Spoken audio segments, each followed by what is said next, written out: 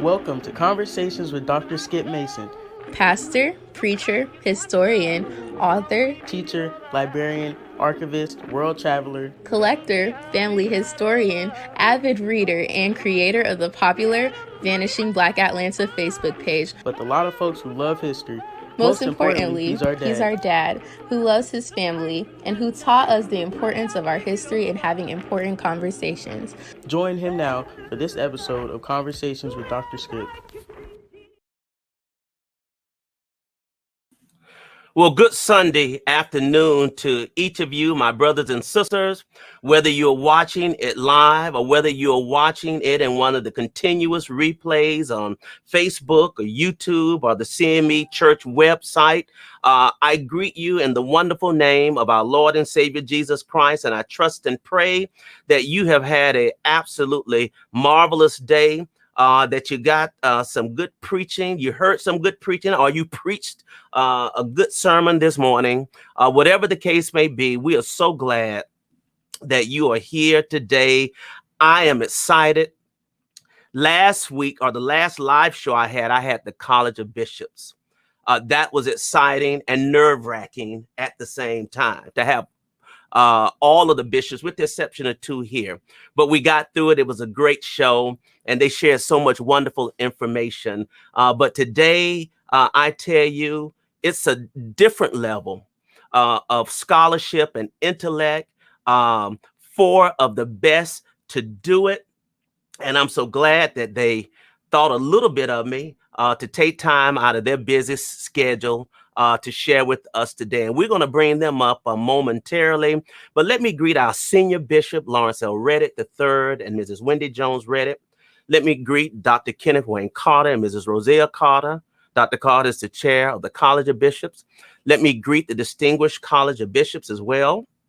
Let me greet Bishop James B. Walker, Mrs. Walker, who chairs the CIT committee, and my bishop, Bishop Thomas Lewis Brown Sr., and Dr. Louise Baker Brown. And let me also greet Dr. Teresa Duhart, always, who makes things happen. A couple of housekeeping chores before we begin, before I bring the scholars up. I'm very pleased and happy today to have with us our General Secretary of Evangelism and Mission. He's doing dual role today, but I wanted Dr. Leon Moore to be with us today because he's kicking off the second season of See Me Grow. Let me put this up. And so Brother Leon is here to tell us a little about what we can expect with this second season of CME Grow. Welcome, General Secretary. Thank you, Dr. Skip, and to your audience, I echo the sentiments of your acknowledgement of senior and the college and those who help to maintain and organize the Christian Methodist Episcopal Church. Let me thank you for the work that you're continuing to do, which is par excellence. And today with those scholars that you have on is truly a blessing. Thank you for this opportunity for allowing us to share.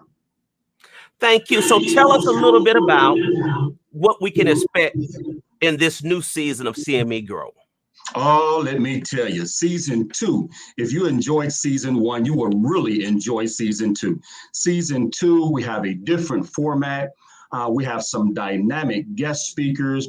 We have a different platform, but relevant conversations. In season 2, we will kick off on September the 28th at 9 p.m. until 9:45 p.m. Eastern Standard Time.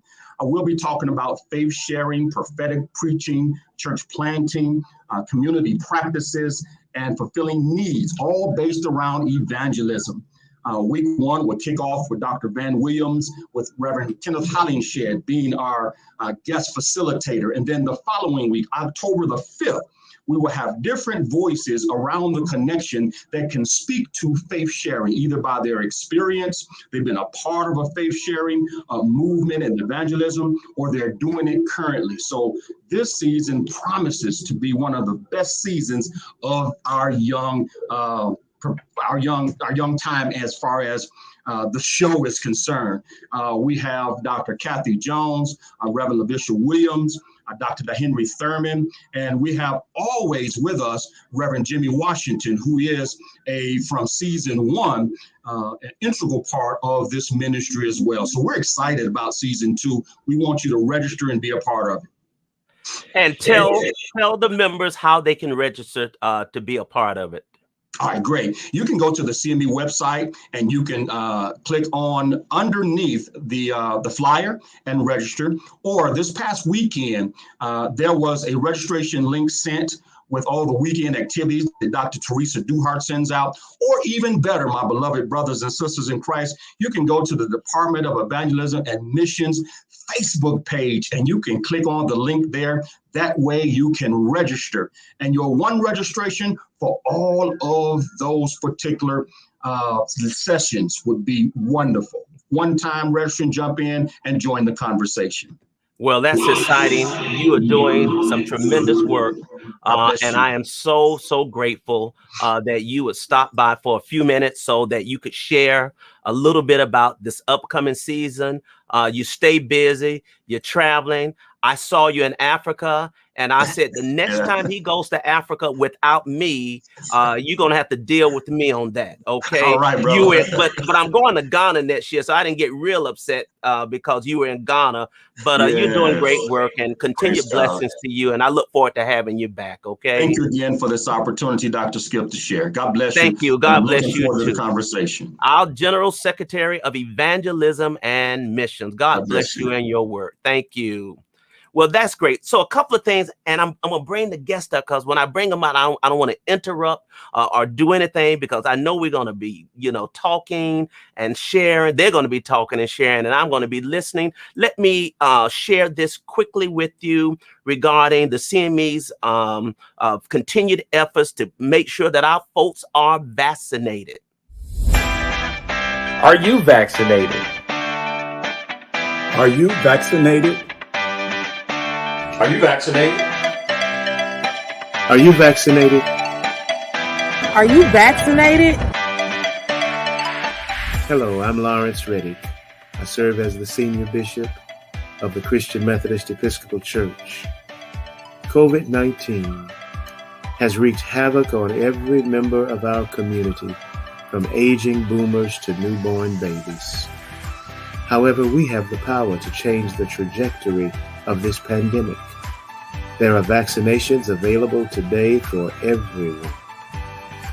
All you have to do is go and get the shot. We are CMEs against COVID, determined to save lives, one shot at a time. Saving lives, one shot at a time. Thank you, Senior Bishop Reddick, and the CYM and the CME Church for this gallant effort, continuous effort to get everyone vaccinated. I am so grateful and thankful. Let me also acknowledge and offer to the Lakey family, Bishop Lakey, Dr. Frida Lakey, Bryant Lakey, and sisters and family, our deepest condolences in the passing of James Lakey, just an extraordinary, talented, created, and gifted brother. And I want you to stick around to the end of the show because I have a treat for you in memory of James Lakey. And so our prayers go to Bishop Lakey, of course, and the entire Lakey family, and we want to keep them in our prayers. And so now it is time for me to bring our distinguished panel of scholars up, but I'm going to do that in a way that we pay homage to the great Dr. Albert J. Roberteau.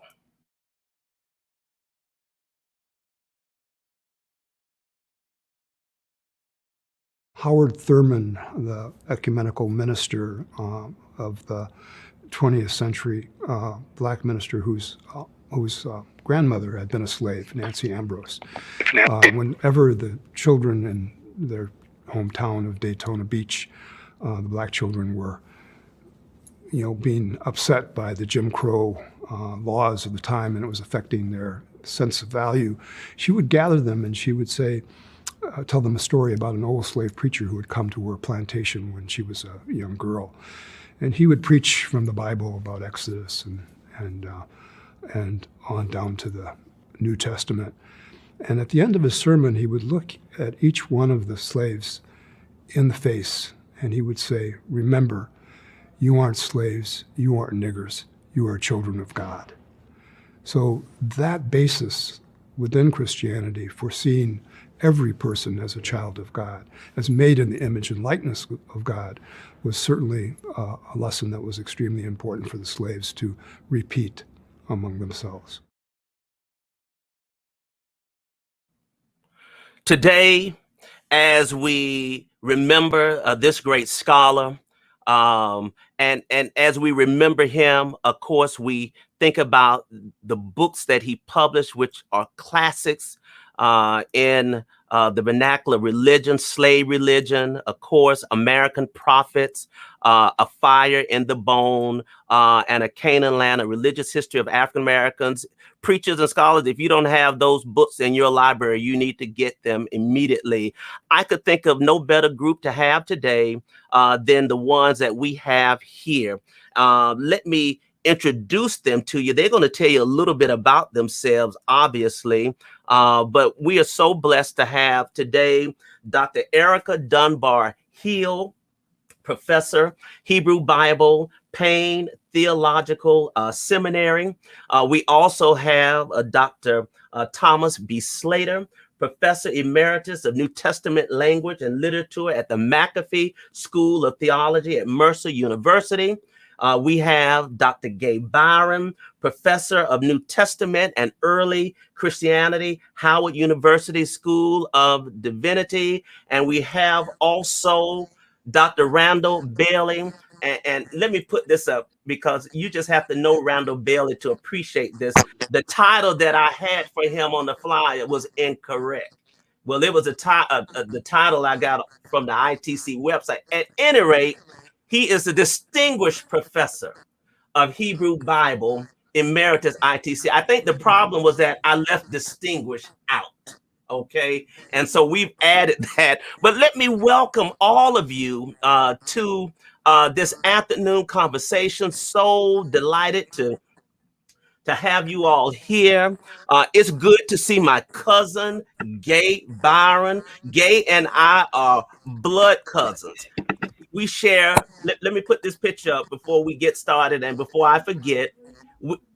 We share a this is Gay's great-great-grandmother, and this is my great-great-great-grandmother.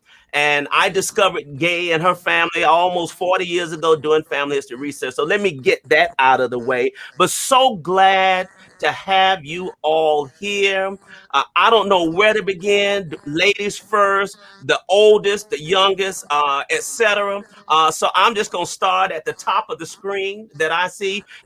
Gay, tell us just a little bit about yourself and how you became interested in the Bible as a profession, so much to the point that it would become not only your vocation, but your profession and your passion as well.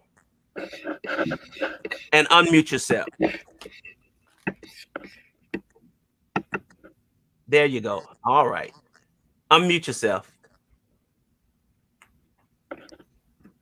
There you go. Good afternoon, everyone. I am so excited to be here.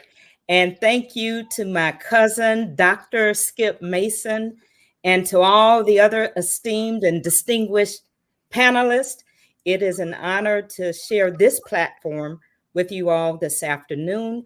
And I haven't had this type of conversation in quite some time. You know, I've been buried in writing papers and research and that kind of thing. So I do appreciate this opportunity to step back and reflect on the whole notion of being a biblical scholar and how did I come to this in the first place.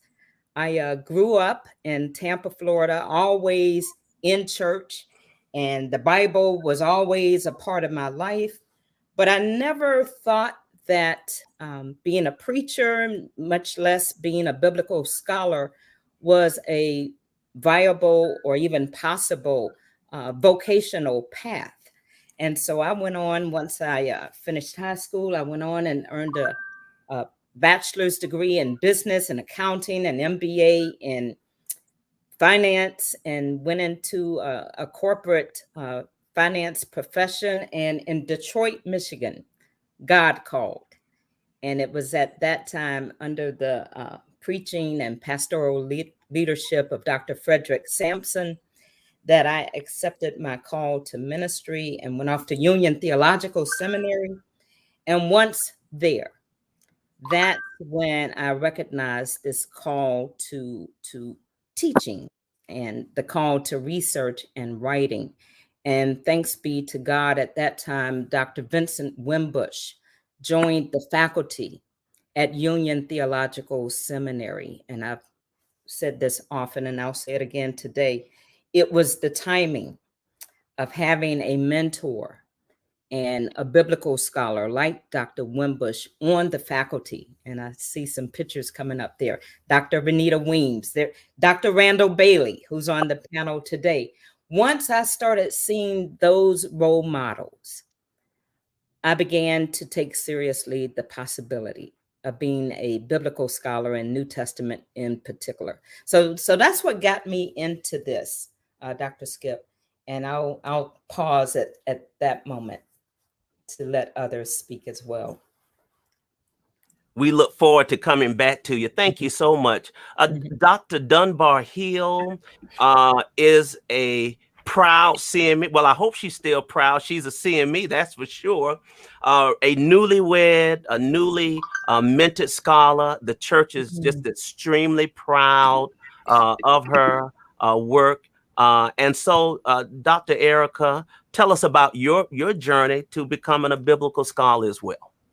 Thank you. Good evening, everyone. And I echo Dr. Byron's sentiments. It's a pleasure to be here and to share this platform. Thank you, Skip Mason, for this invitation. I know we tried to connect before, but I'm glad that I was able to connect this time.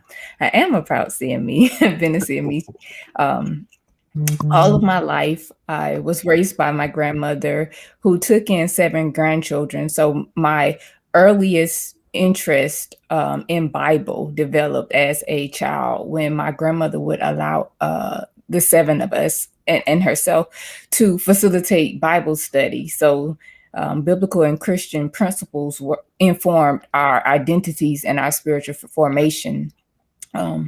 It was then, and I continue to be fascinated by biblical stories, especially in the Old Testament, and how relatable they are and how they're often parallel to contemporary events and people. And then growing up, I grew up going to Central CME Church in Jacksonville, Florida. And at Central, when I was a teenager, I was excited about Sunday school. So when I got to, I guess, the high school class, I didn't want to graduate anymore. I see Miss Beatrice, shout out Miss Williams. I didn't want to graduate to the next class. I had so much fun. The conversations were super engaging. So I asked if I could be an assistant teacher in Sunday school. So they allowed me to do that. And I was working with those high schoolers, and I just felt that they saw things differently in those texts, and the scriptures just hit them differently. So studying the Bible and talking about biblical narratives, it was fun. No one was condemning us for our interpretation of these scriptures or telling us we were wrong. In fact, we had a teacher, Mrs. Juanita Wyatt, who was an amazing educator and administrator in public schools in Jacksonville. And she really had a gift that enabled us to engage the text in healthy and in diverse ways. So that informed my journey into becoming a biblical scholar. But the most impressionable experience as an adult was when I ended up at ITC, specifically in the classes of Randall Bailey. So when my first semester, he was on sabbatical, and everybody's like, "Oh, y'all winning because you don't want to take Randall Bailey. Like he gonna take away your Jesus," and all the rhetoric that comes with the Dr. Randall Bailey. So I was like, I'm up for the challenge. So I took my intro to Old Testament course with Dr. Cameron Howard, but I was like, I'm going to take Dr. Bailey. So I took him when he came back, and I took every single class with him while at ITC, about 4, maybe 5 classes. But he taught me how to read and to comprehend, how to seek out and hear the marginalized voices and often silenced voices, and the experiences woven throughout the Old Testament. He exposed his students to diverse scholarship, to diverse scholars, and he taught us how to use different methods for biblical interpretation, and exposed us to different theoretical frameworks. So he opened me up to a whole new world where I felt free and empowered to think critically and connect biblical phenomena with contemporary phenomena, right? And to not only critique, but to draw meaning in constructive and liberative ways. So I figured, since God allowed me to go to seminary, and I had I didn't want to go there. That it was a thing that happened. I was like, why not create a similar experience for others? So here we are. Wow. Yeah. Well, that's true. Dr. Bailey snatched away a lot of folks' Sunday school Jesus in the first day of class. Well, I always say that if he was able to take away your Jesus, you really never you never really had. So you're right. You are so right. Dr. Bailey, since we're talking about you, and so glad to have you navigate the technology to get on. Tell us a little bit about your journey, sir. Okay, I'm also glad to be here with you all and experiencing the various ways in which our lives have intersected. I began going to church as a child, and at age 7, I came down the aisle to be with Jesus. Essentially, I was thinking that what they were telling me about was that Jesus was going to be saving me from some of the problems I was having with kids in the neighborhood. And so Reverend Lawson came and talked to my parents and said, we don't baptize preteens, but Randall seems to know what it's all about, but I got permission. And my mother, who was Jewish, said over my dead body and sent me to Hebrew school, and that was the last I went to church for several years. Went through Hebrew school while I was going to public school, then Hebrew high school, and 2 years of Hebrew Teachers College by the time I finished my high school work. And so I was able to get a job teaching Hebrew school in a suburb of Atlanta of Boston while I was at Brandeis. And Brandeis turned out to be a good experience, I found out in therapy many years later, because the conflict within me with being Black and Jewish was also experienced outside of me, so I could see it. I remember being late for missing a makeup class in philosophy. I went to talk to the instructor and told her I had to go to Temple Beth Abraham in Canton. She said, "What are you, the shovel boy?" In essence, the non-Jew who comes in to turn on the lights. I said, "No, I'm the teacher of 2nd and 6th grades, and I prepare all of the males and females for Byron." So it was always this sense of you don't belong. When we took over the building at Brandeis in my senior year, I was one of the key spokespersons because it kept Morris Abram from calling us, saying this was Black anti-Semitism, because you couldn't do that with the Black Jew leading. And I came to understand that one puts oneself to the needs of the community if you have resources that are necessary. So I never felt bad of being an affirmative action the Black struggle. Went to Chicago. I had gotten a degree at Brandeis in sociology. Went to Chicago, worked, and got a MA in the School of Social Service Administration. Fell in love with a sister from Memphis that I met on a Christmas trip down to Memphis. We were going to get married, and she was going to move to Chicago since I was making more money than she was. 2 weeks before the wedding, I was told, Mayor Daley is closing this program. If you have vacation, take it. So I said, I'm going to have to move down there. Got married without a job, had difficulty finding a job in Memphis, but someone had heard of me at the Atlanta University School of Social Work. Make long story short, I ended up teaching the School of Social Work at Atlanta University. I got a call to ministry, converted to Christianity, and started taking courses at Candler School of Theology. I wanted to do work taking my sociology and social service background and work for maybe national churches, but Black theology was coming about, and I decided I wanted to do the exegesis that would help the Black theology movement, which I did, only to find out that the Black theology movement did not want exegesis, which was going to problemize the text. When in my article on the Nothing But Incestuous Bastards, the polemical use of sex and sexuality in Hebrew canon narratives, I argue,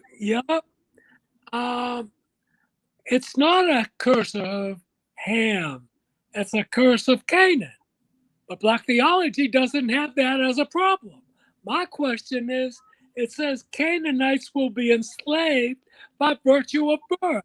How could we, given our experience of enslavement, not saying, this curse of Cain is also a problem?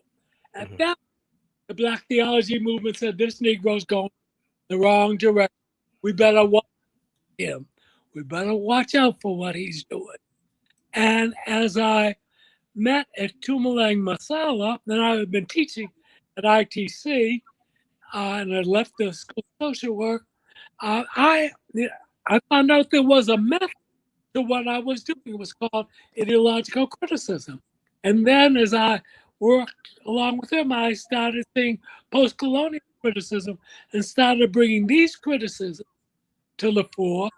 The problem was that most of the Black scholars in Black theology and Black biblical scholars did not want to problemize the text in the way I did, especially when I started doing queer readings.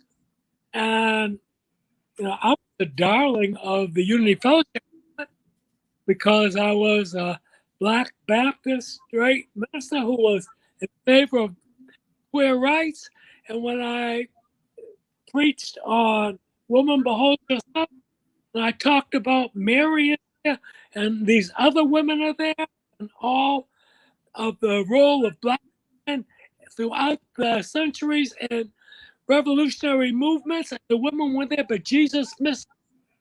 He only saw his mother and his boyfriend. And there was a gasp in that Unity Fellowship Church. And I walked across the pulpit, had a pulpit experience, spoke to the wives of the pastor and the bishop. I said, y'all have heard of Eros, Philia, and Agape, right? They said, yeah, leave us alone. I said, in your erotic relationship with your wife, isn't there some philia that goes along with that? I said, yeah, leave us alone. I said, in those erotic relationships with your wives, isn't there some agape stuff that goes on? Yes, I walked back to the I said, I don't know what Jesus' sexual orientation was. The only thing I know is it says the man he loved. And if it's not good enough for Jesus to have a boyfriend, it's not good enough for any of y'all gay men out here who have boyfriends to have them. I mean, why is this denomination trying to keep Jesus straight? I mean, like, what is it? People want in. They want in, but they want in to be accepted by the product community and not be one who liberate all of us from the various forms of oppression. I've had womanists preach "Woman, behold your son." Say, Dr. Randall Bailey, who's a biblical scholar, says that Jesus calling his mother woman was dissing her, but he didn't do that. If he called Mama, she'd cry more, so he didn't want her to cry. Now, why are women saying that his turning to his mother saying, "Ma, woman," is not dissing her? Mm-hmm. Folk want to be in, and they definitely don't want to be sitting beside the folk who are saying, we can be in, and also say, if we're going to be free, we have to note the problem. And I'll close with this. I have come to understand that we as professors pour ourselves into students because we know we're not going to finish our work, and and others will take it forward.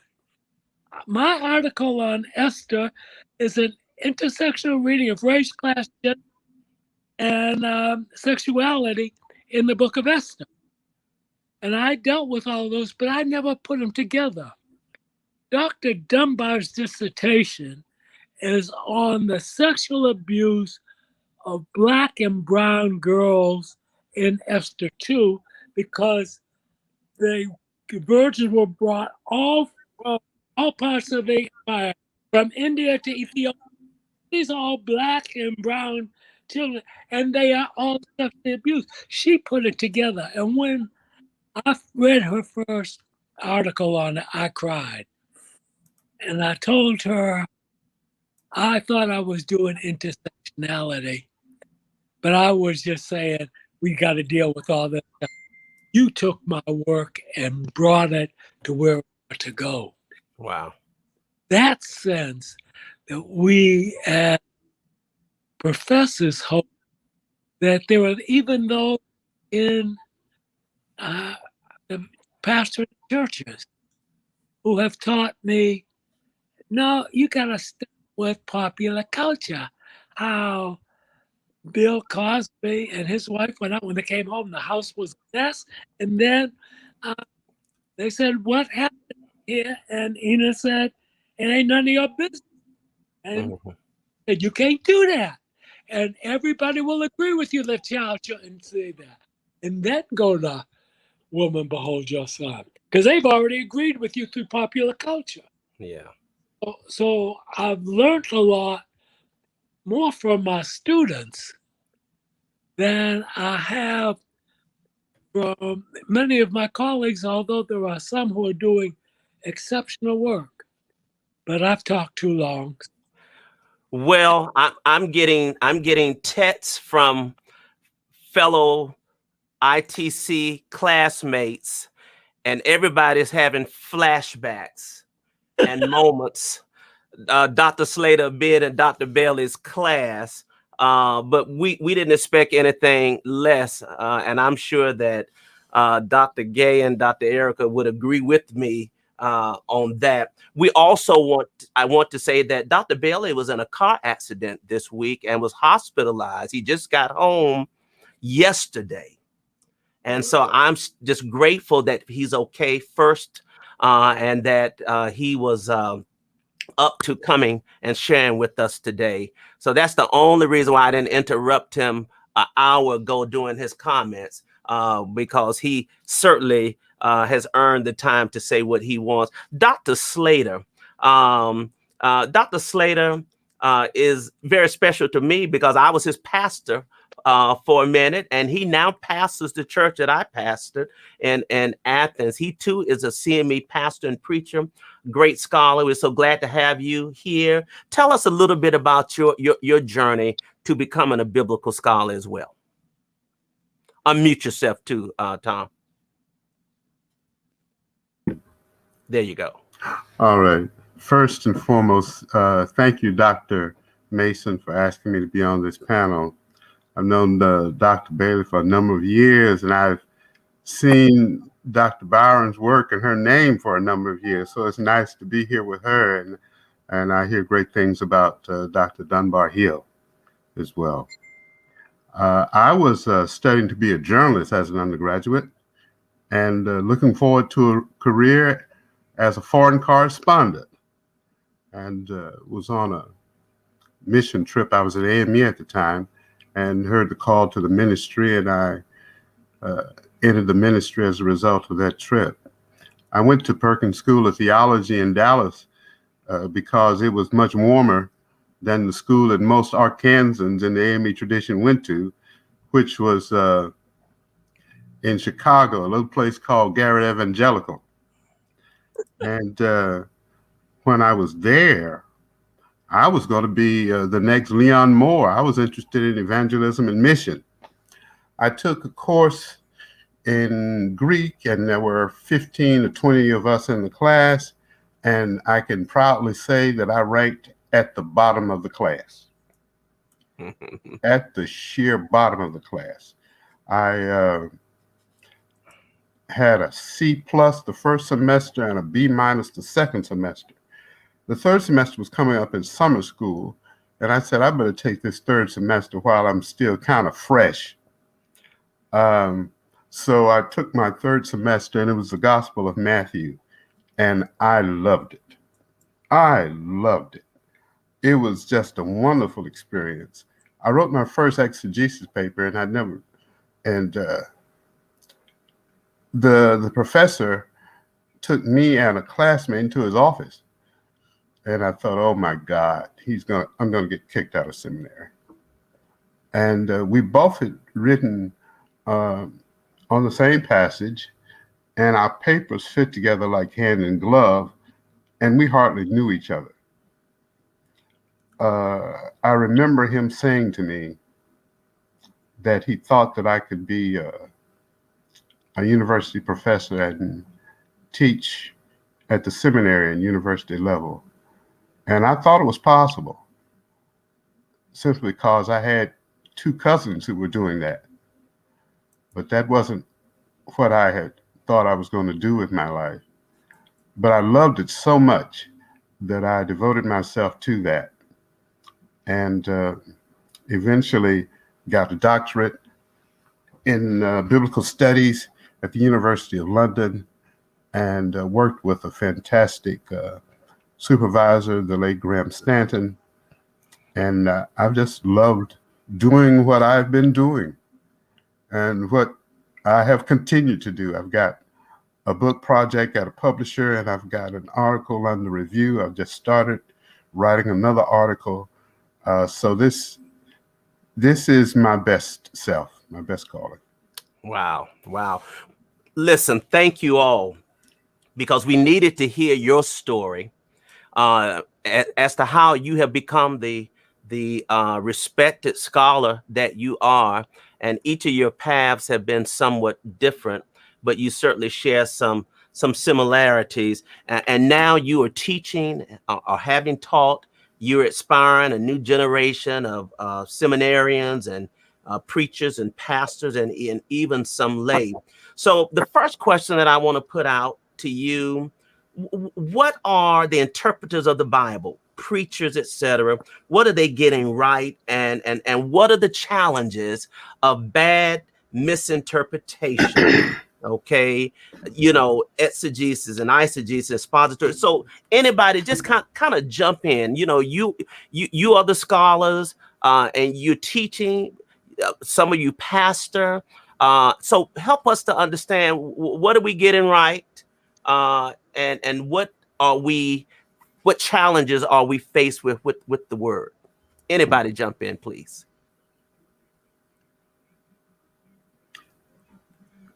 I want. I gave y'all a chance to jump in. I did. I gave y'all a chance. Go ahead, Dr. Bailey.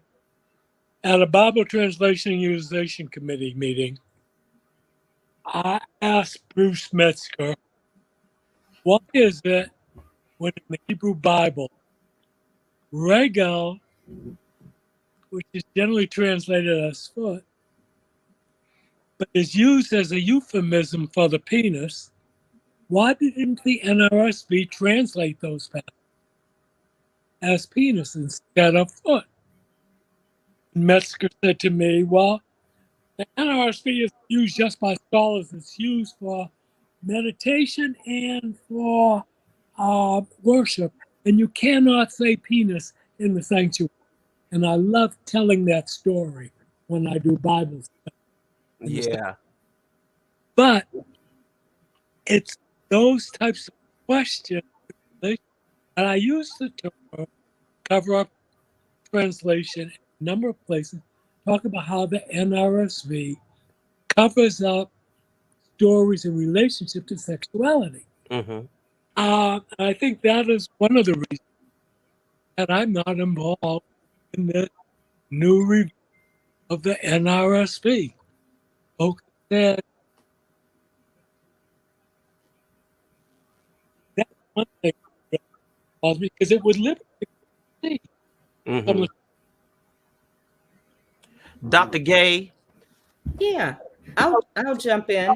Yeah, please jump in. Yeah, one of the main challenges, I mean, there's some good preaching out there, and there's some preaching where you can, see how it's important that ministers go to seminary too, Right. and learn more about history and interpretation and theology and things of that sort, ethics and whatnot. But one of the challenges we have is that even when we pursue a theological education, it's still within this framework, and even at historically Black theological schools, and I'm at one, and Dr. Bailey, you know what I'm talking about, and Dr. Dunbar-Hill, you know what I'm talking about. Everything we do is still within this Eurocentric and Greco-Roman paradigm, especially when it comes to New Testament interpretations of the Bible. And so that's one of the real challenges we have, is that we tend to follow the journeys of the Apostle Paul when it comes to understanding the early Christians, Jewish Christians, that is. But we lose sight of the fact that the Roman Empire was not the only empire in the ancient world. And there were African empires, Nubian empires, the Aksumite Empire of ancient Ethiopia. But when we go through our theological education, if you will, we tend to focus on the Greco-Roman worldview. And we still, with all of the wonderful methodologies out there, all of this great scholarship, we're still leaning toward these historical critical methods for doing biblical interpretation. And so that's just a real challenge that I've noted, that when I go and talk about Aksum now, and I've been doing this scholarship on ancient Ethiopia for many years, and it's still new vocabulary. Knowing the Nile River and knowing the Red Sea, even if you're a New Testament critic, is still foreign territory.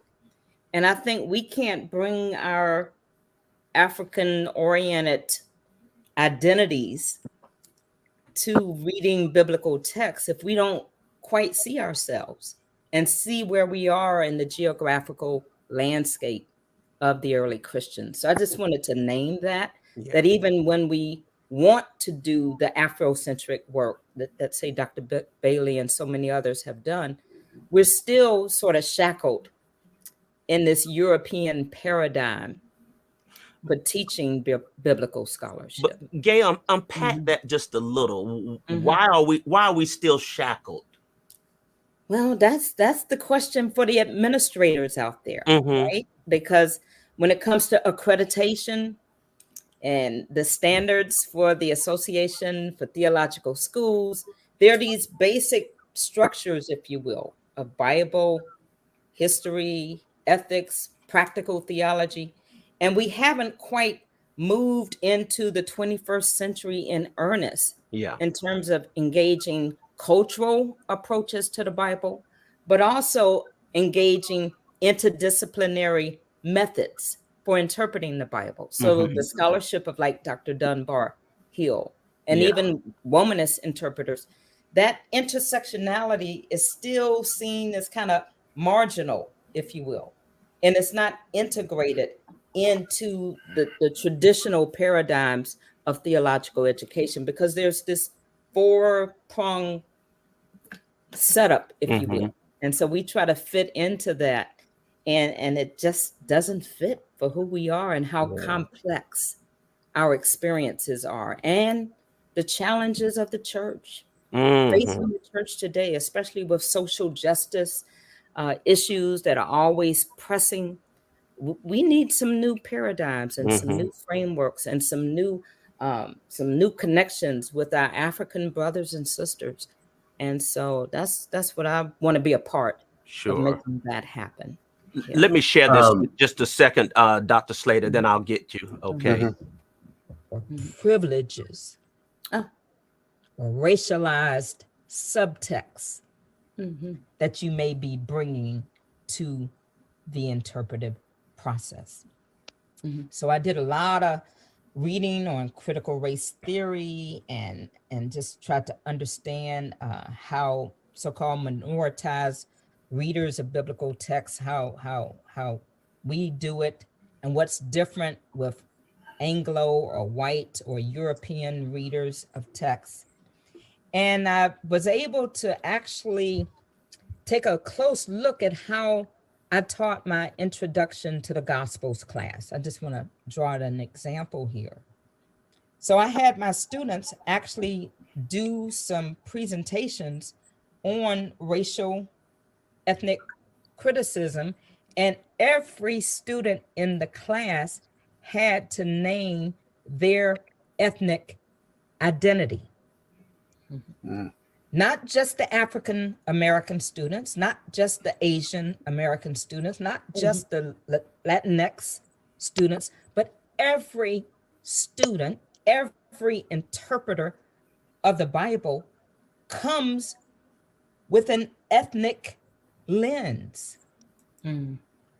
Wow. You're talking about digging deep. Dr. Slater, you wanted to chime in, sir. Well, I think that Dr. Byron is absolutely correct with regard to institutions. I've been saying privately for some time that the ATS is not on the side of minority seminaries. It is it's a hindrance to theological education in the Black church. And the sooner we recognize that, the sooner we will be better able to serve our people and our churches. Now, let me back up just a wee bit. I was fortunate enough to work on, excuse me. I was fortunate enough to work on a project with a group of folks, and we were doing Afrocentric interpretations of the books called the Journal Epistles and Revelation. And the first article, I wrote the lead article, and the first thing I recognized was that the label Catholic epistles was inappropriate. And so I argued that the label should not be Catholic epistles or even general epistles. It should be Jewish Christian literature. By calling them general epistles, we really ignore the contribution of this tradition. And that's absolutely wrong. And it's parallel to how the Black church has been consistently ignored in scholarship in North America and in Western Europe. Well, let me get off that hobby horse for So you make a good point, and I want to bring Dr. Erica in, being a graduate of ITC, and now teaching at another historic African American seminary. Kind of chime in your perspective as a student and as a professor, in terms of, biblical interpretation. Sure. So I wanted to kind of let me list a few things. So I think one of the things that we're getting right is becoming educated. But I think one of the things that we're getting wrong is making the assumption that we need to leave our education at the institution, so that there are persons in our communities that don't want to know, that don't want this knowledge that we're gaining in seminaries, right? So a lot of preachers go to seminary to become educated, but then they go back preaching the same convoluted mess, right? Because they think that those persons in our churches and congregations don't want access to this education. I think that another thing that we're getting right is that we're being informed by a multiplicity of voices and of perspectives. But one thing that we're getting wrong is that there's still a problem about concerning the voices that can preach, those who are women, those who, embody difference, that are not men. There's this issue around who can speak, who can preach. So that's one thing that we're getting wrong, and we still need to wrestle with. And it's a shame that we are wrestling with that in 2021, but it is what it is. We're enabling people to read and think more critically about sacred texts and their impacts on bodies, on identities, memories. I think that's a thing that we're getting right. We're mentoring new generations of preachers. But I think that some of the challenges of bad interpretations are that we are normalizing abuse and perpetuating injustices. Oftentimes we are inadvertently, participating in rape, colonial, and other violent cultures. When we don't think about or consider our interpretations, well, I think that there's this, we're not thinking about the type of spiritual and psychological harm our interpretations can cause. And I think that we're also teaching people inadvertently sometimes to internalize oppression, hatred, and violence. And when I talked about normalizing abuse, I want to connect that to my scholarship, because one part of it is this, we in our culture, One Night with the King, Aretha Franklin, Juanita Bynum, they sing this song, and it's, as if it's a positive thing to gain upward mobility, increase social status. But if you really read what's happening in the book of Esther, One Night with the King, each night a girl is going into, the king's bedroom and he's raping her, each night. So we are inadvertently, normalizing abuse. And it's a shame. Yeah. It's really a shame. We can't afford to do that in 2021. So that's some things that we're getting wrong.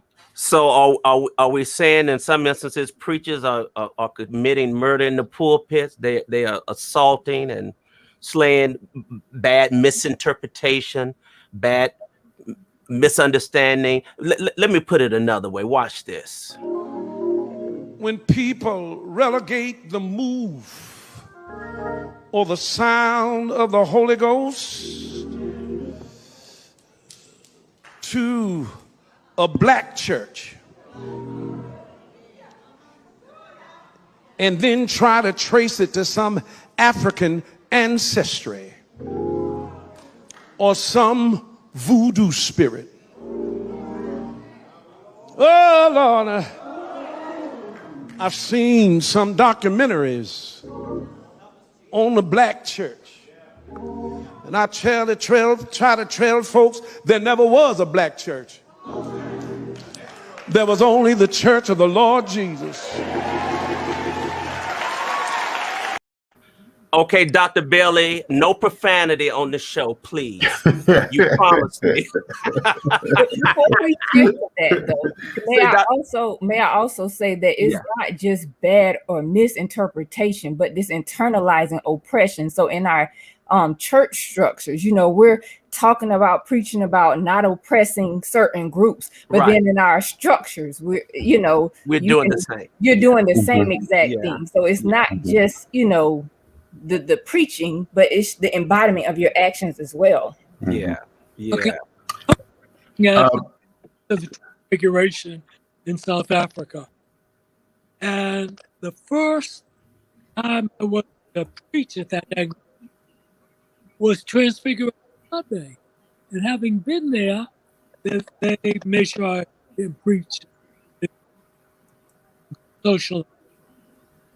But that really, in the configuration, Elijah and Moses, Jesus is struggling over what should he do with it when it gets wrong. So a good thing after that, Deborah showed up. The narrative just left them out. But I said, so why do we let the missionaries take that ancestral veneration isn't Christian when it's right here in the text? Jesus is talking to the ancestors. That's what resurrection. Ancestral veneration. Many of the African students could not. We're losing some of your audio, Dr. Bailey. Many of the African students, as Dr. Dunbar was saying, could not accept that the missionaries had lied to them. And so they would rather displace their own experience to help them see. When I talk about Yahweh is like a Nancy, he's a trickster deity. Till the ground, don't eat from the tree of knowledge. Stay stupid. That's because he's a you can't know. You eat from the tree of life. So I mean, like when we Dr. Bailey, we're losing your audio a little. Okay. I'm just saying when we bring in the African connection, okay, it is so difficult for Africans and African Americans to accept that because they keep hearing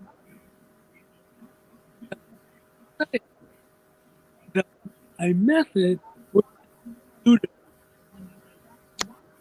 Okay, all right. Well, he was breaking up a little, but I think we get the gist of what he's trying to say. And so let me shift the gears for a moment. And it pained me to have to share that Winans piece, but I thought it was relevant. It created some conversation, some discussion. There are some people who agree with him. You know, I've read commentary from both ends of the spectrum.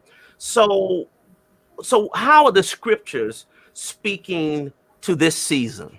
You know, you're teaching, I mean, and some of you are preaching, but how are the scriptures speaking to this season of plagues and pandemic and natural disasters and political unrest, you know, and should the pastor be preaching on what biblically has occurred to help to bring some understanding to what is going on right now? Anybody jump in, please. Well, my area of expertise is the book of Revelation. And I would say most pastors should not be preaching it because they ain't got a clue. The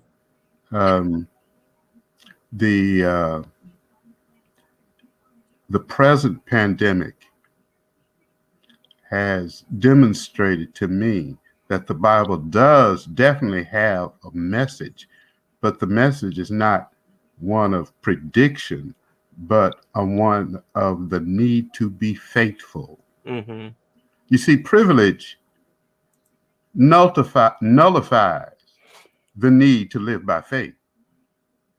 If you have privilege, you have the power to do things that you can do just because you are the person with privilege. But the pandemic nullifies privilege. And that's why you see the dominant members of the dominant society not wanting to wear masks, because that mask, that what they look like, you know, they fix themselves to look good, and so they don't want to go out in the street and not be seen. The pandemic nullifies that. The pandemic requires us to be cautious because the pandemic doesn't recognize privilege. We have to, and it causes people to have to drop the mask of personality and be human beings. And as my mama used to say, some people don't want to be human. They want to be white. Mm. And the pandemic won't let nobody be nothing but a human being. And that is much of what the reaction in our society is about. The vaccine, whether or not you think you should take a vaccine, well, let me tell you something, buddy. That decision is a decision of faith, whichever way you lean. Whatever you do is going to be a decision of faith. Mm-hmm. And certain people in our communities don't want to live by faith. Yeah. And the scripture reminds us constantly that we must live by faith. Mm-hmm. For our reason, our knowledge, and our social position will not get us out of this. Dr. Gay and Dr. Erica, you currently Dr. Gay, you're on a sabbatical, is that correct? Exactly. It's actually a research leave. Okay. So I'm doing research on tell us a Ethiopia. little bit about that, please, Oh, what okay. you're doing, okay? Sure. I'm currently in a visiting faculty fellowship at Duke University, working with the Manuscript Migration Lab that's hosted by the Franklin Humanities Institute. Mm-hmm. And here at Duke University, there is a collection of Ethiopic manuscripts in their Rubenstein Rare Book and Manuscript Library. Duke has 112 Ethiopian manuscripts. Wow. And so I am here in residence for this academic year to explore what's in this collection and to think critically about how to use these resources, these Ethiopic manuscripts, for the study of the New Testament. This is just given another collection of source material that we can use that bears witness to the Ethiopian experience as it pertains to Christianity. And so the language of these manuscripts, and this is another dimension of my scholarship, is focusing on Ge'ez. Yeah. Ge'ez is the ancient Ethiopic language that is still used today in the Ethiopian Orthodox Church. But once again, when we go through our biblical studies, PhD programs, we're not introduced to this African language. Right. So I've gone on to do more research and study on Ge'ez to equip myself to be able to look at these Ethiopic manuscripts. So that's what I'm looking at. Their gospels, their letters of Paul in this collection, their prayer scrolls and codices. And so I really want to learn more about the Ethiopian prayer tradition, the monasticism of this community, and what it might help us to learn about how to continue to be people of faith today, people who've always had this rich tradition of prayer. But now I want to see some other, examples and some other witnesses to this. And I'm hoping that this scholarship can find its way into our local churches so that once again, we can see that we have our own African sources. Everything doesn't have to be in Greek or Latin, but we can actually bring some Ethiopic sources to the table, some Ge'ez sources. Yeah. That is amazing. You visited Ethiopia a number of times. I have visited Ethiopia a number of times, and I don't know why you haven't invited me to go with you, cousin. This is one of my favorite scenes when I was there. And while it looks like I was touching the hem of his garment, I actually had some money in my hand.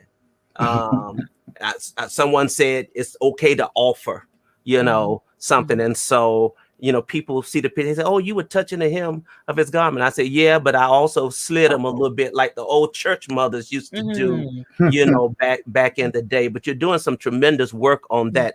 Dr. Erica, tell us a little bit about what you're teaching, and your dissertation. You have a book coming out, I think in November. And so tell us a little bit about that as well. Yeah, so my I'm teaching introductory class. I'm a visiting professor of Hebrew Bible at Payne Theological Seminary. So teaching some introductory classes on Old Testament, New Testament, and also this semester teaching a class on Esther. So my dissertation and book is a dialogical reading of the book of Esther and the experiences of African women, girls and women during the transatlantic slave trade. So I understand Esther 2, I interpret Esther 2 as a story of sex trafficking. And the sexual violence it begins in chapter 1 of Esther, where Vashti is called and is to be subjected to the sexualized gaze of the king and his inebriated guest. And when she says no and resists, there's not just consequences for her, so she's deposed, but there's consequences for all of these other girls in throughout the king's provinces. And again, Bailey kind of taught me that references to geographical locations aren't just references to geographical locations, but they are also markers of identity, ethnic identity. So I'm looking and I'm like, okay, so these girls are from India to Ethiopia. Like, that's in contemporary context, that's black and brown girls, and that's what make the connection to, what happens to the transatlantic slave trade. So I'm like, this is cultural collective trauma, right? So it forces us to not just look at the one hero, or we kind of interpret Esther as the hero and not celebrate her becoming queen without looking at the process, without questioning how did she become queen, and then paying attention to the other countless girls that are also trafficked, raped, and giving voice to their experiences. And then another part of that research is to look at some of the stereotypes that about Africana female sexuality and identity, and how, and those ideologies and cover-ups that Bailey points out in his work. That's why they didn't call the book Hadassah. So as he said, bringing together all of these different themes and this intersectional identity, and considering implications for Africana girls and women. And I think that that's important, because as I was teaching at Spelman, one semester, a lot of girls went missing, and a couple were killed, right? So we were studying the book of Esther, and, I'm presenting my research on sex trafficking, and some of the students were like, hey, Professor Dunbar, you know that there are some people outside of Spelman's campus that are trying to lure us into sex trafficking using the Bible. So invite us to Bible study, right? But they're using that as a cover up for sex trafficking. So it's so important for us to not just talk about the trauma that is embedded within these narratives, but how people are exploiting and misusing, biblical stories and even the Bible to try to lure people into these violent cultures and systems. And there was another piece that I was thinking about, but I just lost it. But just to consider that there are multiple consequences of trauma, and that we should be attentive to ways that religion, spirituality might induce trauma in persons' lives. That's amazing. And particularly that Spelman story. Talk about, and any of you chime in, the future of biblical scholarship. Gay, I know you're on a sabbatical. I know your students miss you, I'm sure. And I don't know how anxious you are to get back to teaching, but I know you miss it. But talk about the future. I use that sort of as to transition. The CME Church just added another scholar to our ranks, Jeremy Williams, whom I tried to get to be a part of this panel. And I'm a blast him right now because he didn't respond to my text. And I said, well, he just moved. He has a new professorship, etc. And I know he's, let's see, I'm going to put it up. He's assistant professor of New Testament at Bright Divinity School, newlywed, new house. So I said he's probably just busy until Pastor Kenneth Hollenshed posted this today on Facebook, and he preached for him this morning. So I know he got my text. You got my text, Jeremy. you owe me a response, the courtesy of a response, okay? Particularly after I fed you a couple of years ago. But at any rate, we are so proud of Jeremy. But talk about the future of biblical scholarship. You know, are you concerned? You know, is there another generation of scholars in the pipeline coming up? Or are you seeing that it's thinning out? Okay. Anybody jump in and unmute yourselves too, Tom, Dr. Bailey, anybody jump in. I think it's going to be great. The future of biblical scholarship will be much more diverse. And that would mean it won't be as white and it won't be as male. There'll be more people of African descent, Hispanic descent, and Asian descent in biblical studies. I think that we should be optimistic and look forward to an academy that will be much more inclusive and sensitive to the concerns of the world, and not just a segment of the world. You all feel the same optimism? Oh, and let me also say that Jeremy is a fine young man, and he's going to be a great scholar. Yeah. And you did a great job of putting him on blast, Dr. Skip. I know. I know. I was like, wow. I so wanted him to be on so we could celebrate him. Yes. You know, newly minted, etc. That's really the only reason. And it wouldn't have hurt my Facebook ratings also. But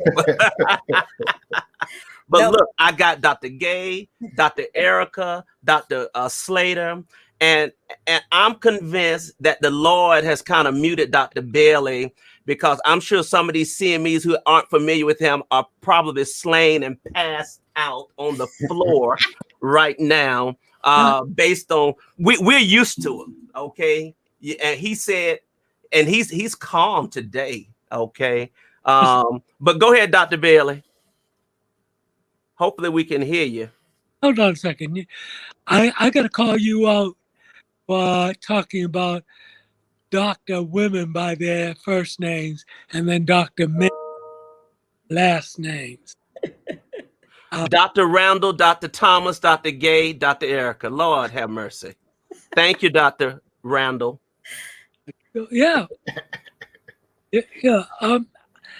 I see hope in some of the scholars like Musa Dubé and Missy Smith and Stephen Davidson.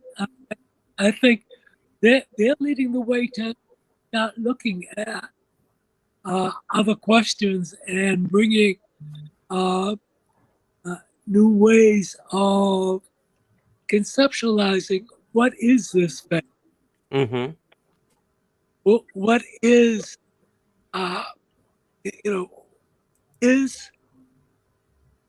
is the resurrection the claim that Jesus has become one of the ancestors and is guiding us as we still rebel against Rome or whatever our Rome is now? But I don't think the church is prepared for dealing with that. I think the church wants us to do scholarship, which is not going to reconstruct in a helpful way, but instead is going to support the systems of oppression that are functioning in the church. Dr. Randall, let me share this quickly. And after she assesses the situation, which we want you to do when you write your papers, assess the situation. Check out the data, even if there are conflicting theories, decide which one. And then she decides to eat. Lord have mercy. And she then gives it to her husband, who was there and didn't say did all the time. And he eats. And we think she's the problem. Her problem is she's intelligent. Lord have mercy. And the church has done everything to shut up intelligent women, including using women to fight against intelligent women. And when they ate from the tree, they died. No. Their eyes were open. The serpent told the truth. Oh, I know Augustine told us, didn't he, Dr. Welch, Dr. Ellison, that all this about being disobedient to God, and they were separated from God, and there was a spiritual separation and a spiritual death. Chapter 2, they ain't no talking about no spiritual stuff. You're gonna die. There are reams of theological interpretations trying to get us to not look at the simplicity of the text. So, is the text simple? Is there such a thing as simplicity, of the text? Anybody jump in? Well, before you all answer that, I just wanted to kind of respond to that last question about, I want to say I am optimistic, and I just want to push us, especially the CME Church, other denominations, to not just focus on biblical scholars in the academy, but what's our place in the church, right? And are we willing to encourage biblical scholars in the church and to recognize our gifts, right? And give us room. And I want to shout out Bishop Marvin Thomas and Bishop Teresa Snorton, because they've done that for me, right? But can we look at the institution as a whole, and Bishop Lawrence Reddick? So yeah, that's something that we can't ignore. We don't just operate in the academy, right? Most of us are preachers as well, right? You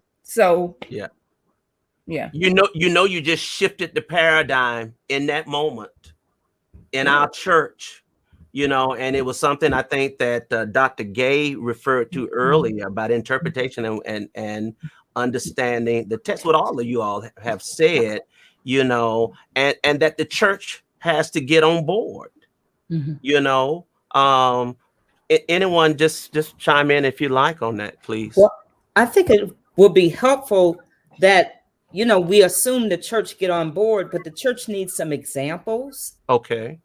For how to bring the scholarship into the pew, if you will.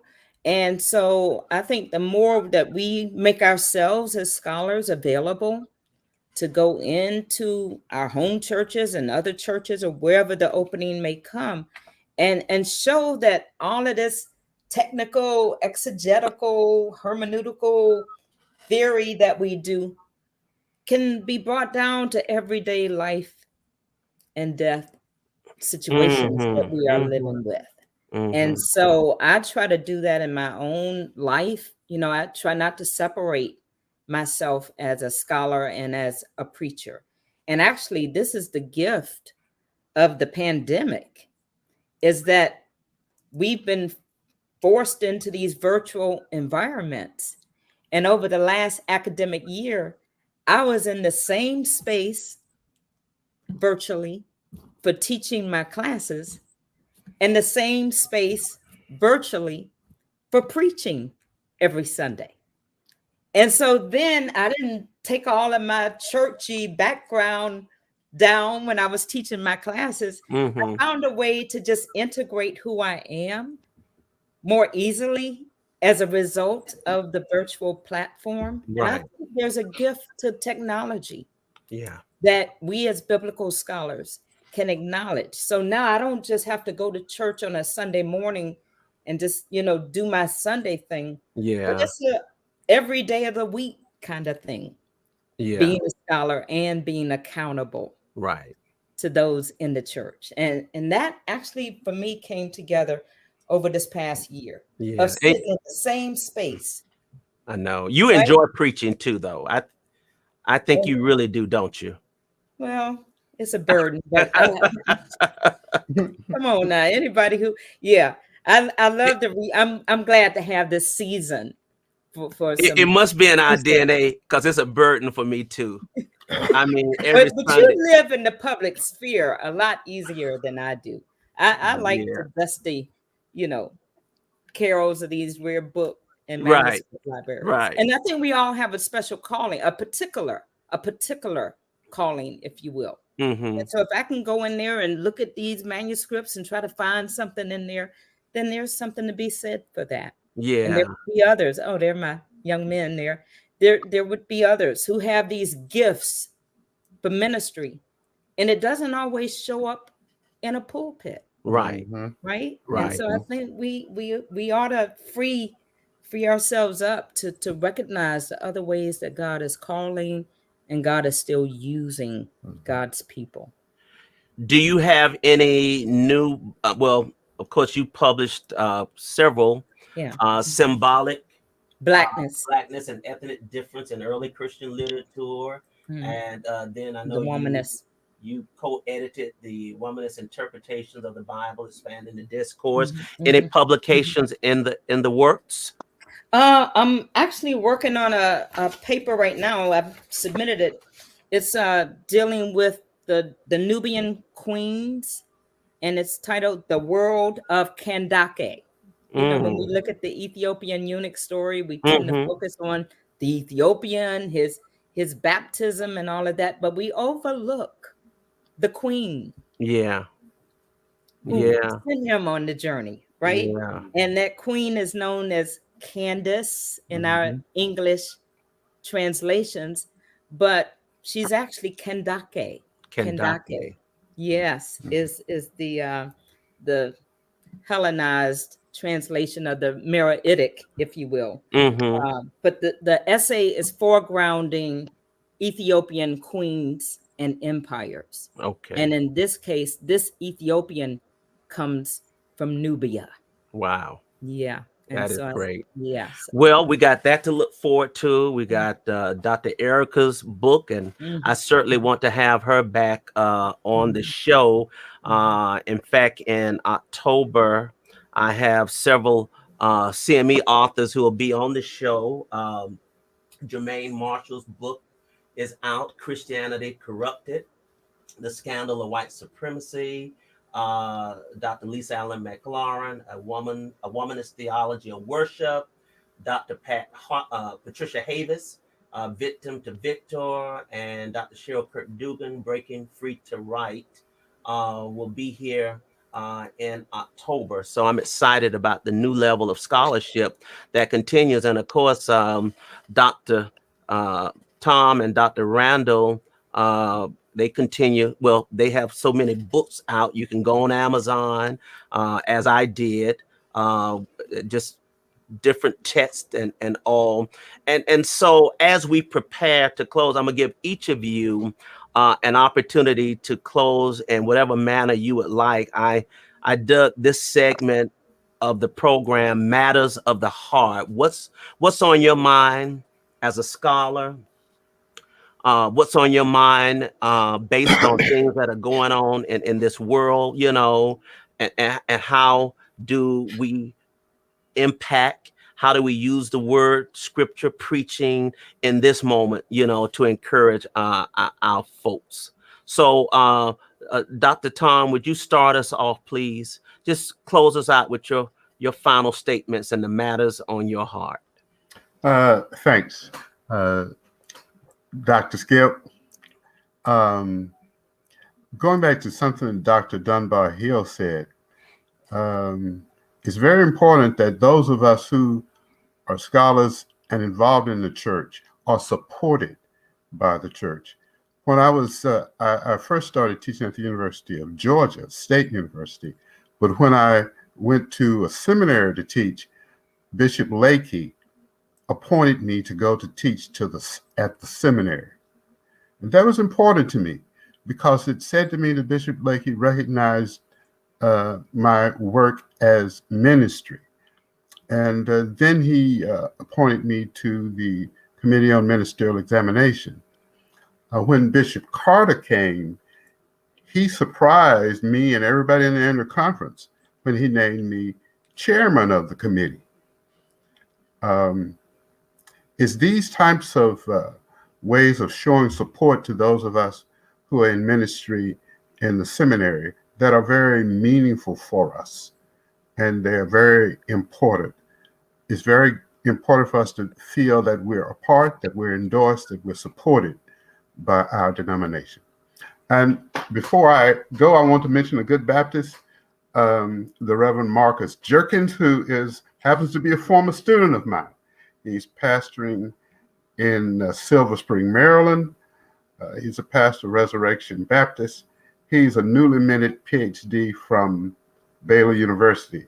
And I think it's going to be grand to have a pastor who's also a New Testament scholar. Wow. He is brilliant. Brilliant. Any kind of way you want to define brilliant, he's brilliant. He's brilliant. Thank you. Thank you, Skip. Thank you. Thank you so much.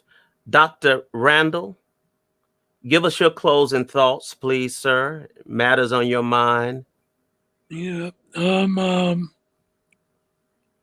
I'm finding myself living in a wilderness. So this experience of participating with you has been very invigorating for me.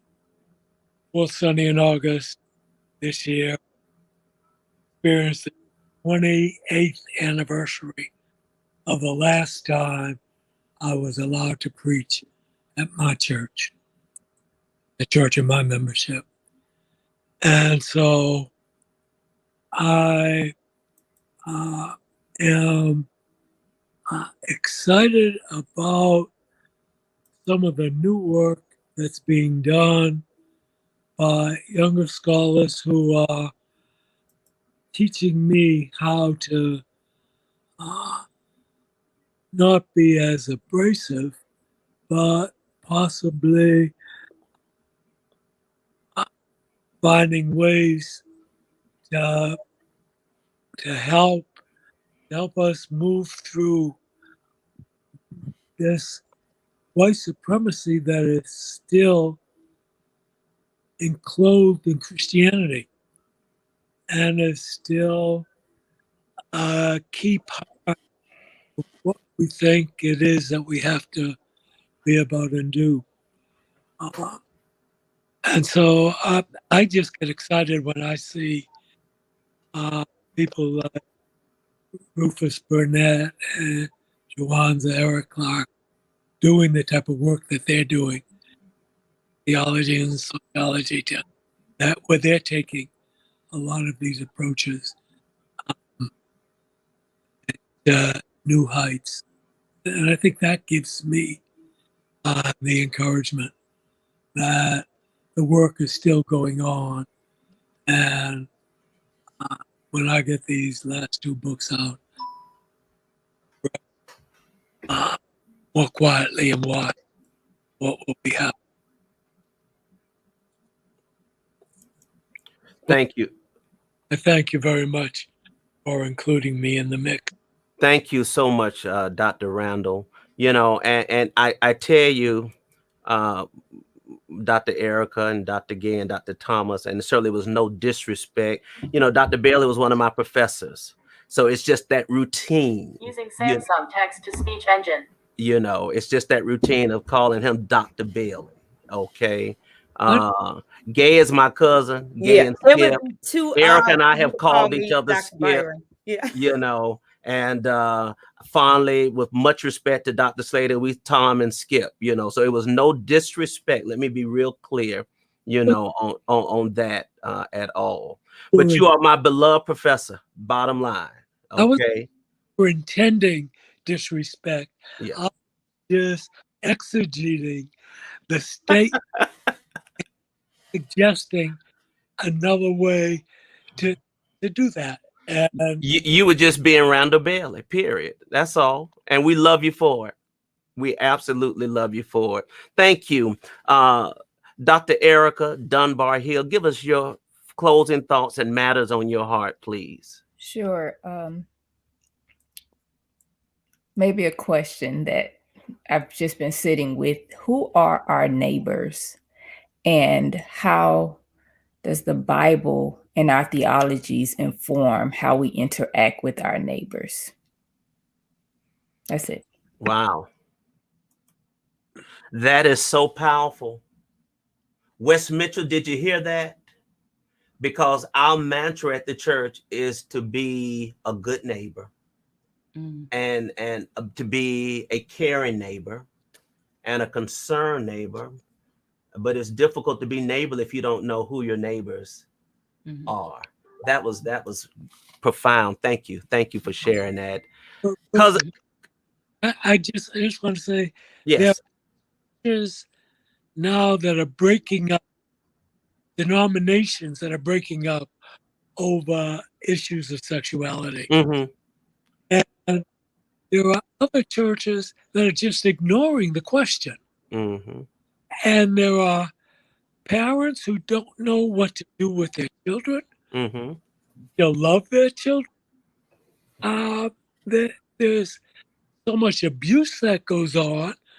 And that hurts me, that especially the Black churches have not stood up for all people, regardless of gender, regardless of nationality, regardless of sexuality. Churches have not really been at the forefront of saying, we're going to stop this craziness, that if you want to be out, get in the choir. But if not, if you're going to stay in the closet, you're not, you got to stay in the closet. We've got the trauma people live through. And I've walked through this with many students who, don't know. And there are prices that are paid. The struggle, but also it's the same struggle around gender, same struggle around nationality, struggle between Black churches and African churches.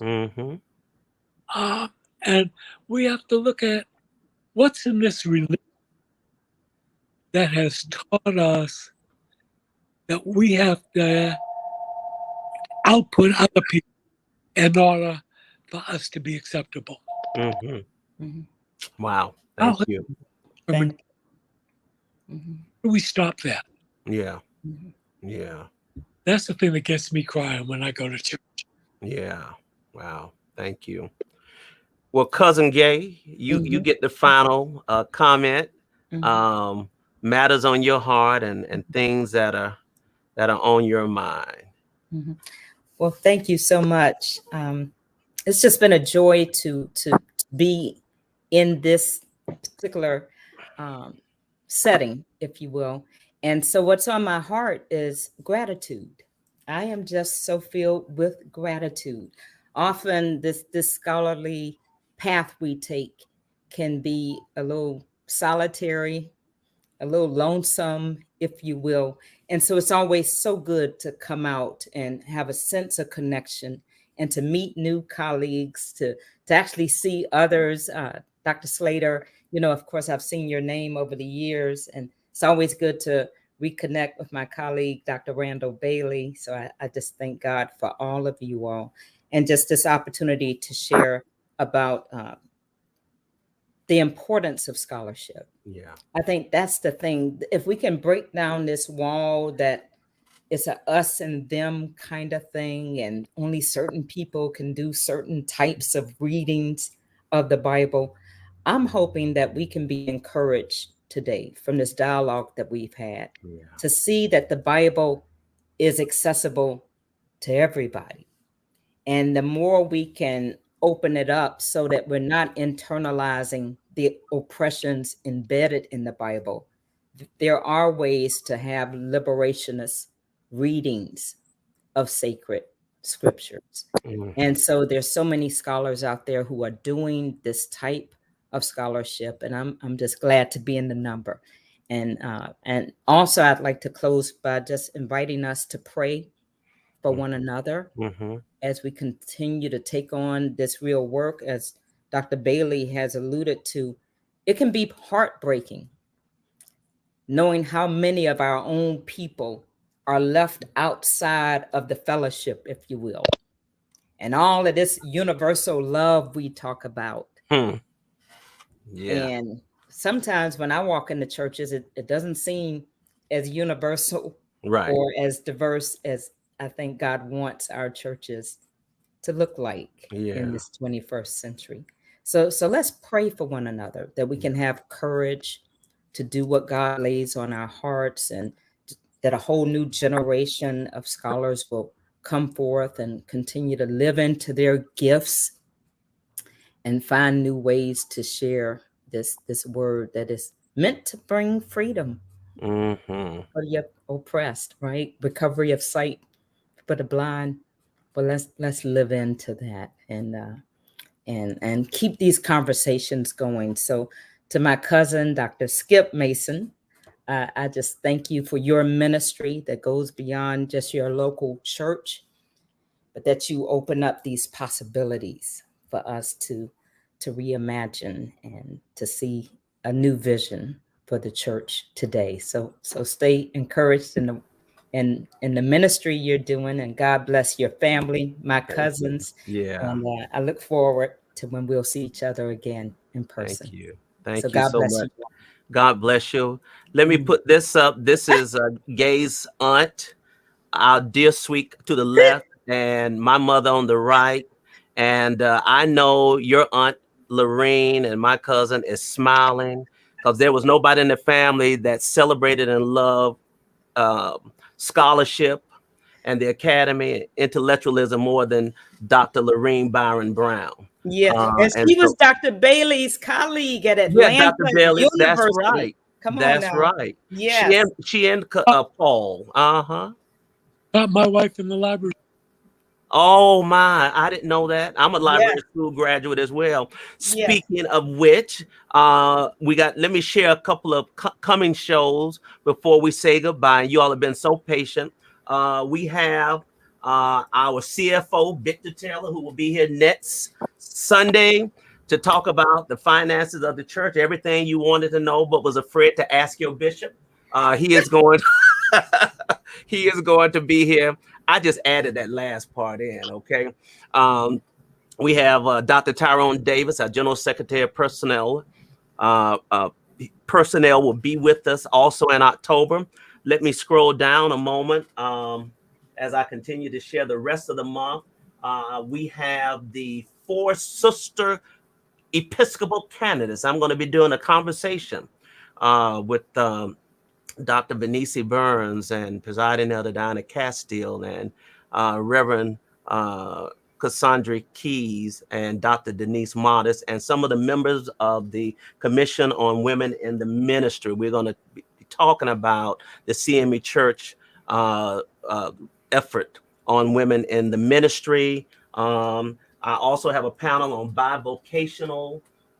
Those of you preachers who work from 9 to 5 and you still pastor, we're going to have a conversation with you as well. And lastly, if I could take a point of personal privilege, let me thank tremendously Dr. Clifford Harris, our General Secretary Lay, Dr. Barbara Campbell, and Bishop Marvin Frank Thomas for this wonderful recognition from the lay department. I'm grateful for it, and I just wanted to let you know I received it and it arrived. To all of you, thank you so much for your generous time. I appreciate you more than you'll ever know, and continue to do what you do. And we are the better today, our CME Church, because of the hour and 40 minutes that you spent with us on today. As I said at the beginning, we're celebrating and praying for Bishop Lakey and family in the passing of his son, James. And I want to close out. James was a musician, loved music. And I want to close out with something from the past that was shared by his brother, Brian, as we lift him up now to the ancestors and celebrate his life. God bless you all.